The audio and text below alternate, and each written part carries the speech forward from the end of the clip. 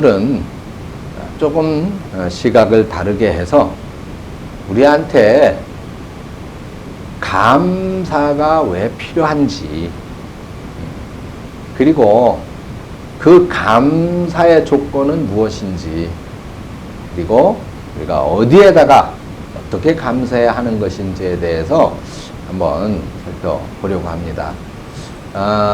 오늘 지난주에 설교 기억 다 나시죠? 제목은 기도의 습관, 감사의 습관이다 하는 것으로 해서 설교 말씀을 전해드렸습니다. 그래서 우리에게 감사라고 하는 것이 우리 신앙에 얼마나 중요한 것인지, 그것은 감사는 습관화 되어져야 된다. 습관처럼 되어져야 된다. 기도도 역시 마찬가지죠. 우리의 삶의 일부분이다 라고 하는 것을 말씀을 드렸는데, 그래서 오늘 그런 측면에서 이 감사는 도대체 우리에게 있어서 무엇인가 라고 하는 것을 한번 찾아보려고 하는 것입니다. 이 시편 136편은 그야말로 감사의 시다 이렇게 말할 수가 있어요. 이 시편 136편 한 편에, 이 시 한 장에 여호와께 감사하라, 여호와께 감사하라는 말이 몇 번 나올까요? 여호와께 감사하라 26번 나옵니다. 26번. 그러면 자, 시편 136편에는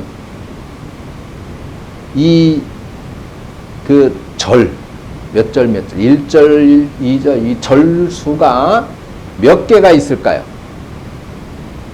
몇 개? 그렇지, 26절입니다. 그러면 여호와께 감사라는 단어가 26번 나오는데 절수가 26절이니까 그러면 한 절 한 절마다에 여호와께 감사라는 말씀이 한 번씩 꼭 나온다는 얘기죠. 자, 이렇게 이 여호와께 감사해야 된다라고 하는 것을 강조하고 있는 이 시편 136편은 우리가 간단히 얘기하면 두 가지의 특징을 가지고 있다. 대상이 무엇이냐? 대상은 여호와께다. 하나님께죠. 그럼 하나님께 뭘 어쩌라는 것이냐? 두 번째 특징이 뭡니까? 그 하나님 앞에 감사하라는 거예요. 감사하라는 거죠. 이게 굉장히 중요하다고 말이죠.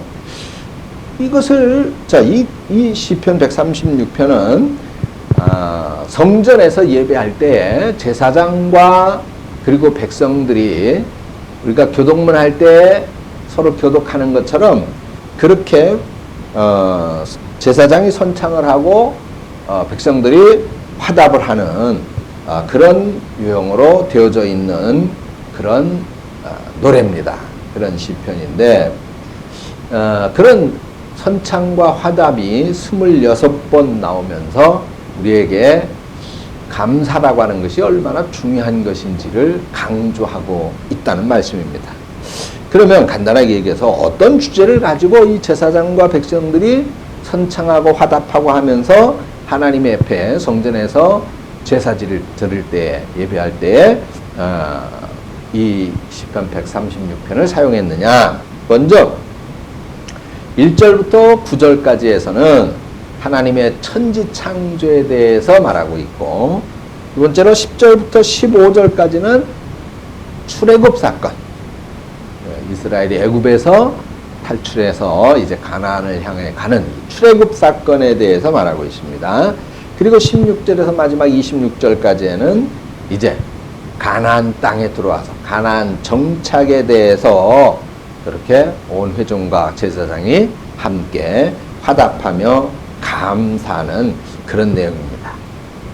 자, 그래서 이 시편 136편에서는 두 가지의 특징이 있었다. 먼저 그 대상이 하나님입니다. 그죠? 대상을 하나님으로 규정짓고 있습니다. 감사의 대상이 누구라? 하나님이다. 그죠? 그 하나님 앞에 우리는 무엇을 하는 것이다?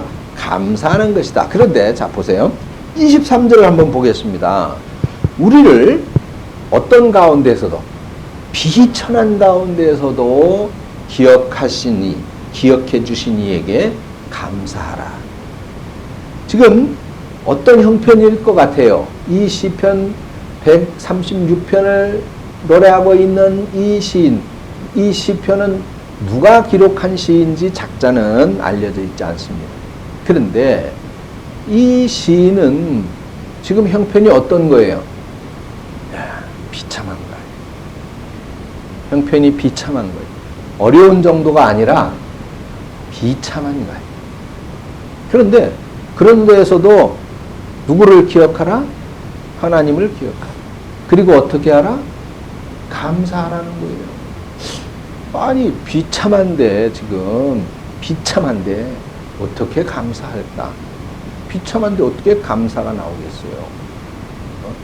다음 주에 제가 이제 설교에서도 말씀을 드리겠습니다만 아주 끔찍한 일을 경험한 가운데에서도 그래도 하나님 앞에 행하던 일을 또는 약속했던 일을 할 수밖에 없는 거예요.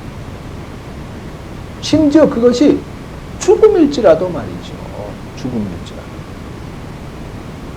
자세한 얘기는 다음 주에 하겠습니다. 이게 제가 설교를 길게 하니까 설교가 길어서 연습을 못한다고 우리 사모님이 협박을 해가지고 빨리 끝내. 오늘 빨리 끝내. 자, 제가 오늘 새벽에 전도서를 읽는데 큰 은혜를 받은 구절이 있습니다. 모든 이에게 일반이다. 근데 우리 하나님의 성도들이라고 해서 하나님이 특별히 뭔가를 특별하게 달라지도록 뭔가 특별히 다르게 우리를 그렇게 어떤 결과 또는 어떤 열매를 일반인들하고 다르게 그렇게 주시지는 않는다. 그 모두가 동일한 거예요. 마치 지구상의 모든 사람들이 모든 창조물이 태양의 빛을 받는 것처럼 그 모두가 동일한 거예요. 왜? 우리에게 아니 예수 잘 믿는 사람인데 열심히 기도하는 사람인데 왜? 라고 하는 의문부호를 붙일 수 없다는 것이죠. 오늘 본문에도 그 뭐예요? 비천한 가운데 있어요. 그런데도 하나님이 나를 기억하고 있다는 그 사실만으로도 감사해야 된다는 겁니다. 오직 24절에 보니까 이번엔 또 뭐예요? 대적이에요. 대적. 그러니까 나를 공격하고 나를 파괴하고 나를 무너뜨리려고 맞짱 서 있는 적들이 있다는 거죠. 그런데 그런 대적, 지금 그 적이 있어요. 그런데 그 적들 가운데도 지금 내가 안전할 수 있도록 지켜주고 건져주신 이에게 감사하라. 그것도 하나님께서 그렇게 하셨다. 라고 하는 것이죠. 25절에 모든 육체에게 먹을 것을 주신 이에게 감사하라. 여러분, 먹을 것이 지천으로 흔할 때 감사가 나오겠어요? 안 나옵니다. 근데 정말 귀할 때, 귀한데 정말 배가 고프고 먹을 것이 없는데 뭐 하나 먹을 게 생겼다. 얼마나 감사하겠어요. 그렇죠? 근데 모든 육체에게 먹을 것을 주신 없는 가운데에서도 먹게 하시는 것을 감사해야 된다. 그리고 26절 그래서 그 모든 것의 결론입니다. 하늘의 하나님께 감사하라는 거예요. 하늘의 하나님. 우리가 물론 감사해야 할 대상들 뭐 여럿이 많이 있습니다. 그러죠? 부모님께 감사해야 되죠. 또 뭐 나를 오늘에 있게 해주신 어떤 뭐 스승님, 그죠? 사부님, 스승님께도 감사해야 되겠고, 또는 우리 성도들 간에도 당연히 서로 감사해야 되겠죠. 그런데 그런 모든 그 감사의 조건은 감사의 대상은 조건적이더라는 겁니다. 조건. 부모님조차도 조건이. 왜? 나의 부모, 나를 태어나게 하신 조건이 있잖아요. 그렇죠? 그래서 세상은 모든 감사의 대상은 조건이 붙는데, 그러나 이 감사라고 하는 것의 근원적인 대상은 바로 하나님이시다라고 하는 것을 이 시편 136편은 가르쳐 주고 있는 것입니다. 왜냐하면은 왜 하나님이 근원적인 감사의 대상이 되느냐? 그게 이 시편 136편에 다 설명이 되어져 있어요. 26번에 걸쳐서 26절까지니까. 근데 한마디로 얘기하면 하나님은 인자하시고, 그러니까 바로 대응해서 우리를 심판하거나 바로 우리를 채찍하시는 것이 아니라 우리를 구원하시기까지 기다리고 인내하시고 그래까지 우리를 용서하신 그런 하나님이 인자하시다. 그리고 또 하나는 뭡니까?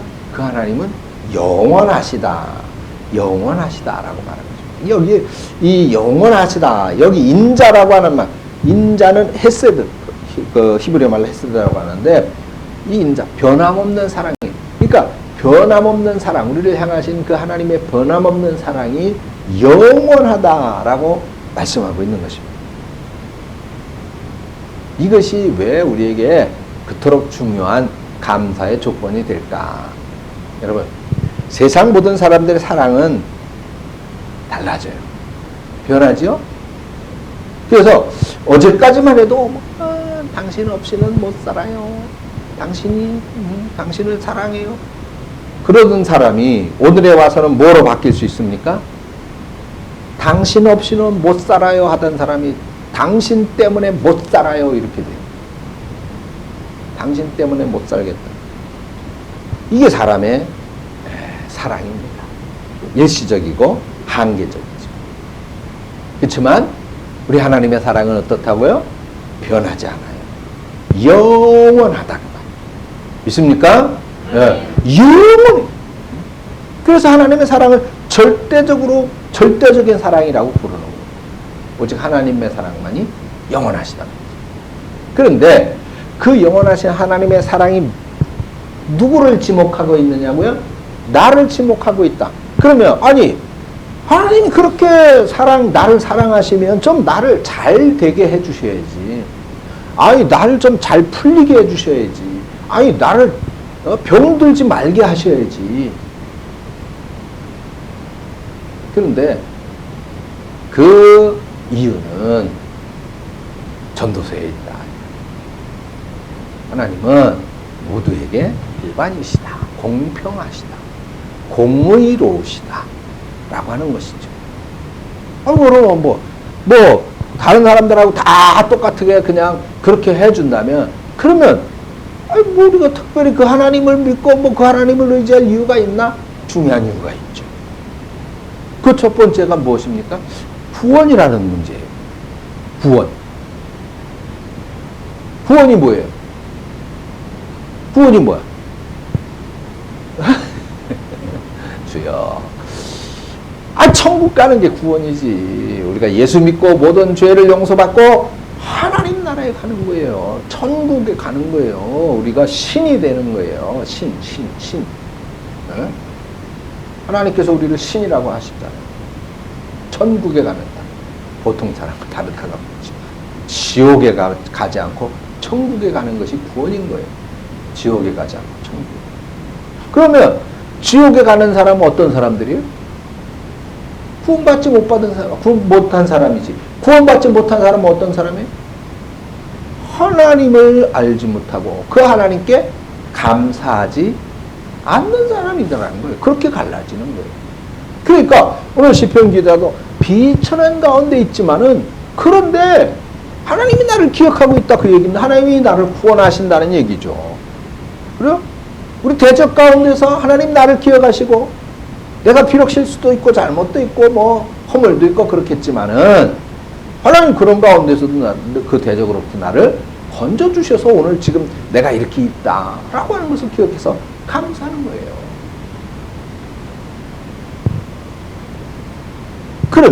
그래서 우리가 일반인과 다른 신앙인으로서의 아주 중요한 감사의 조건, 또 우리가 신앙인으로서의 존재의 이유가 여기에 있는 것입니다.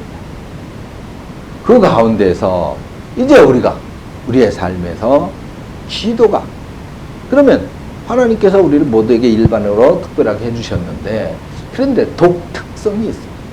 독특성. 자, 모든 인류 가운데 하나님은 어느 나라를 하나님의 선민으로 택하셨습니다. 구약에 보니까 이스라엘을 선택하셨죠.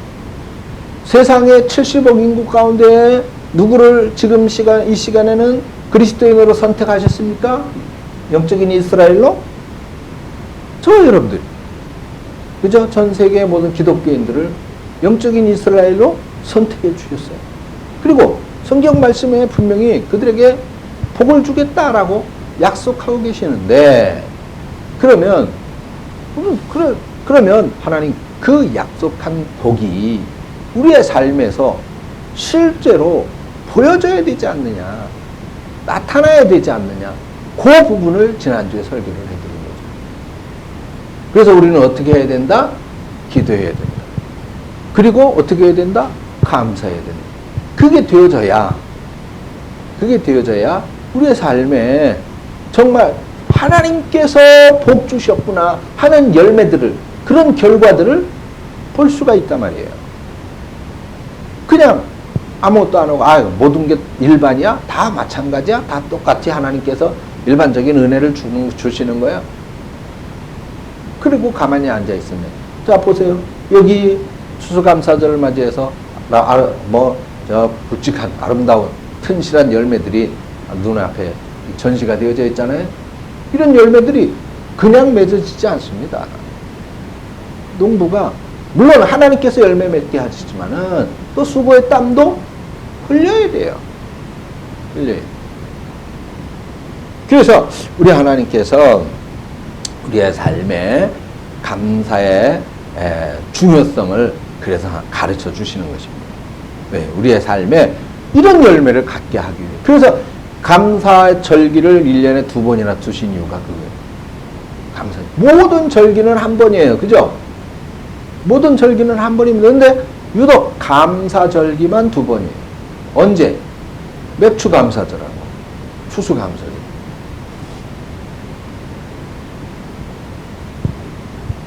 자, 그러므로 우리는 우리 삶에 이 하나님께 대한 감사의 조건은 무조건이다 라고 하는 사실을 알 수가 있는데, 그런데 독특성, 우리 그리스도인들, 신앙인들, 그 하나님을 바라는 사람들에게는 그러면 기도를 통해서 이런 감사의 열매를 더 풍성하게 하신다, 더 풍요롭게 하신다, 그것이 복이다. 그러면 우리가 이런 열매들을, 그리고 하나님께서 약속하신 그 독특한 우리 그리스도인들의 주시는 하나님의 은총을 우리가 그러면 어떻게 받아야 되느냐, 어떻게 받아야 될까? 자, 그 8절 9절을 한번 보겠습니다. 해로 낫을 주관하신 이에게 감사하라. 그 인자하심이 영원하미로다. 달과 별들로 밤을 주관하신 이에게 감사하라. 그 인자하심이 영원하미로다. 자, 감사. 하나님께 우리 그리스도인들은 감사해야 된다. 감사하는 거 당연하다. 마땅하다. 그런데 그 감사를 어떻게 하라고 말씀하고 있느냐? 이 말씀을 보니까 구체적으로 하고 있다라고 하는 겁니다. 구체적으로 하고 있다. 자, 보세요. 해와 달과 별을 주셨다. 하나하나 조목조목 들어서 그 하나님께 감사하라고 말씀하고 있죠. 그런데 그 해를 가지고 낫을 주관하신 그분께 감사하라. 또 달을 가지고 별들을 가지고 밤을 주관하신 이에게 또 감사하라. 아주 세세하고 구체적으로 그렇게 감사하고 있는 걸 볼 수가 있습니다. 그래요. 우리는 하나님 앞에 그냥 두리뭉실 뭉둥거려가지고 하도 감사해라 그러니까 오늘 맥추감사주일이요? 그럼 감사헌금 해야 되겠네. 오늘 추수감사주일이요? 감사헌금 해야 되겠네. 그거 생각하지 말고 그건 안 해도 돼. 그런데 이렇게 감사절기를 주신 때 정말 감사의 조건을 찾아봐야 된다 그 말이에요. 감사의 조건을.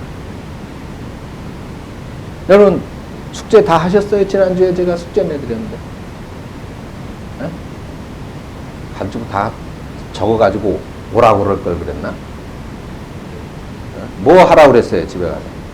그래 감사의 조건을 찾아보자. 오늘 설교 제목이 뭐예요? 감사는 찾아내. 그런데 뭘 어떻게 찾아내? 구체적으로. 조목조목을 찾아내. 구체적으로.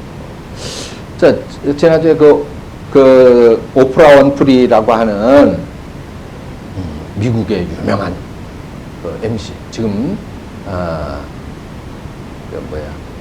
기업의 회장까지도 이렇게 하고 있는 여인인데 그 여인의 삶을 간단히 소개를 해드렸었죠. 근데 이 여인이 그 사람 잘 배우고 좋은 환경에서 성장했기 때문에 그렇게 유명한 토크쇼의 MC가 되고 그렇게 큰 회사들을 거느린 인터넷 회사를 거느린 회장이 될 수 있었겠지. 여러분 과연 그랬을까요? 한번 이 여인의 인생을 제가 설명해 봐드리겠습니다. 자, 이 여인은 미혼모의 자녀로 태어났어요. 그러니까 그 어머니가, 그러니까 자기 아버지가 누군지 모르는 거예요.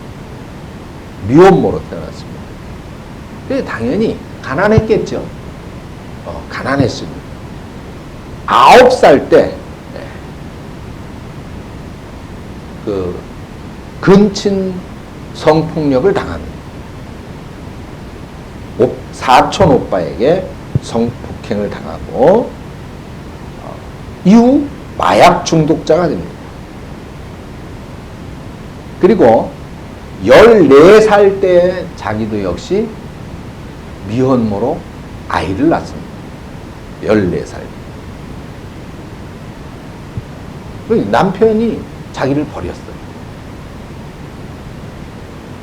애기도 버린 것이죠. 자, 아무튼 그렇게 해서 아이를 낳았는데 이 아이는 2주 15일 만에 사망을 하게 됩니다. 그래서 이 오프라 윈프리는 이런 스트레스 때문에 체중이 107kg까지 나갑니다. 여자로서 107kg. 어마어마하죠. 그래서 인생을 포기하고 싶을 때가 많았다고. 그래서 극단적인 선택을 여러 차례 그렇게 시도를 했다고 그래요. 그런데 이 여인이 이제 결정적으로 인생을 바꾸는 계기가 된 분을 만나게 되는데 그분이 누구였을까요? 예수님을 만나게 됩니다. 그래서 이 여인이 세계에서 가장 영향력 있는 유명인사 100인의 한 사람으로 뽑히기도 했고 또 가장 영향력 있는 여성 지도자 10위 안에 들어갔습니다. 재산도 많다고 그랬죠? 잡지와 케이블 TV, 인터넷과 회사까지 거리는 하퍼라고 하는 회사의 회장이 됩니다. 그리고 세계 500위 안에 드는 그런 부자가 됐어요. 그러면 이렇게 정말 저 밑바닥 인생이라고 볼 수가 없었잖아요. 태어나면서부터 그렇죠? 성장하면서 그 모든 과정이 그야말로 저 밑바닥의 삶일 수밖에 없었는데 그럼 그녀가 어떻게 이렇게 성공할 수 있느냐? 그는 첫 번째 이렇게 세 가지를 뽑았는데 내가 오늘에 이르게 된 가장 중요한 성공의 비결은 첫째가 예수님을 만난 것이고 있습니까? 예수님을 만난 것이고 자기 인생이 예수님을 만남으로써 바뀌어졌다. 두 번째가 책을 많이 봤다. 책을 많이 봤고 그리고 세 번째가 지난주에 말씀을 드린 일기를 썼기 때문이다 그랬는데 자, 이분이 평생을 일기를 썼는데 예수를 만나기 전과 예수를 만난 후의 일기가 확연히 달라지게 됩니다. 그래서 이분이 말하기를 내가 세 번째 오늘 성공에 이르게 된 것이 일기를 쓰게 된 것 때문인데 감사일기를 썼기 때문이다 라고 했다는 거예요. 감사일기를 썼기 때문에. 근데 이분이 이런 감사일기를 쓰게 된 중요한 계기가 바로 자기 친구, 같이 예수 믿고 교회 다니던 그 친구의 일상의 모습을 보고 충격을 받았기 때문이라고 그랬죠, 지난주에. 이 친구하고 대화를 나누는데, 이 친구도 그때까지만 해도 오프라 윈프리가 그렇게 형편이 풀려지고 좋아지지는 않았었다고 그래요. 그래도 열심히 신앙생활을 하고 이제 그런 마약 중독이라든가 그냥 밑바닥 같은 그런 삶을 정리하고 그렇게 정상적인 삶을 찾아가는 과정에 그래도 삶이 고단하죠. 맨 땅의 헤딩이라고 얼마나 힘들고 어렵겠어요. 그런데 자기하고 처지가 비슷한 친구를 하고 대화를 하는 중에 그 친구는 말끝마다 감사의 말을 하더라는 거예요. 뭐 이렇게 해가지고 얼마나 감사한지 모르겠어. 이렇게 돼서 나는 참 감사해.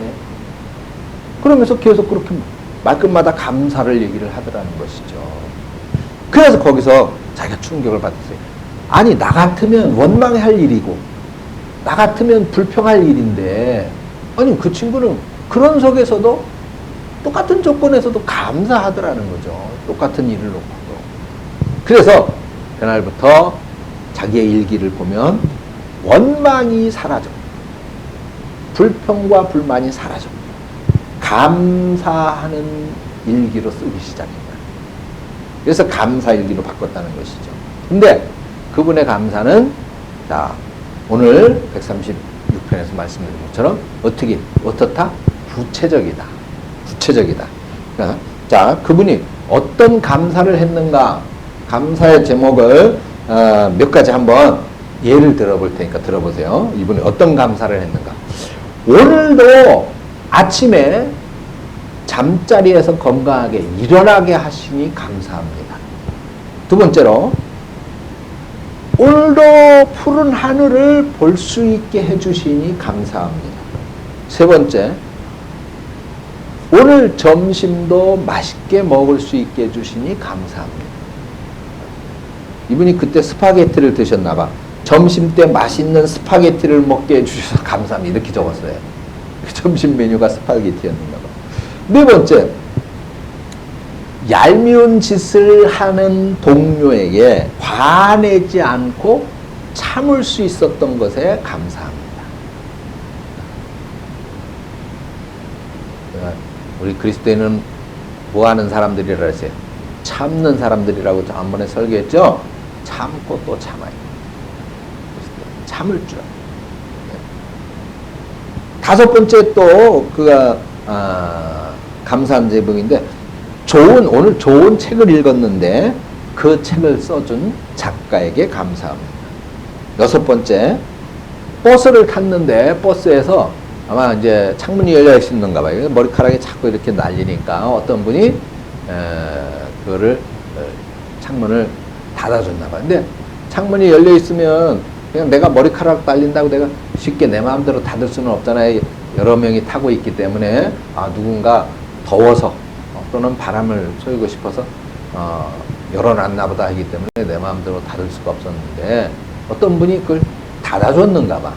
머리카락이 날리니까. 그러니까 그때 머리카락이 날리지 않도록 창문을 닫아주신 그분에게 감사합니다.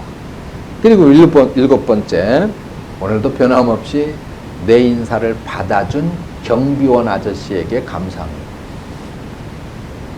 이분이 무슨 오늘 로또가 맞아서 감사합니다. 그런 감사가 없어요.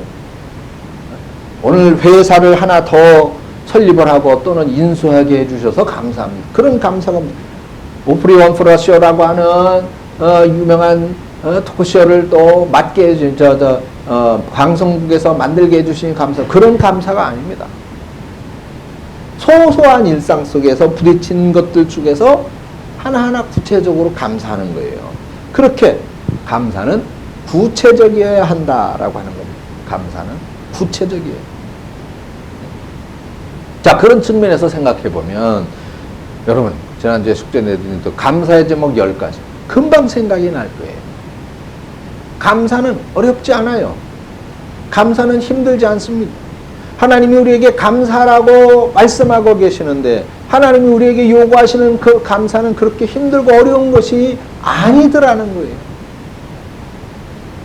오히려 오늘 교회 오시는 이 호박 누가 가지고 오셨는지, 네, 호박 들고 오는데 더 힘들었겠네.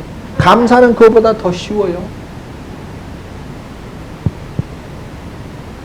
여러분, 저는 그렇게 생각해 보면 우리가 정말 우리 하나님을 감동시킬 수 있는 감사, 그죠? 정말 우리가 우리 하나님을 움직이게 할 수 있는 기도, 우리 하나님을 움직이게 할 수 있는 기도. 우리가 그래도 하나님을 움직이게 하려면 간절한 기도가 되어야 되겠죠. 그리고 정말로 우리가 놀라운 축복의 경험을 가질 수 있는 기적의 조건이 언제이냐? 이게 언제일 것 같아요?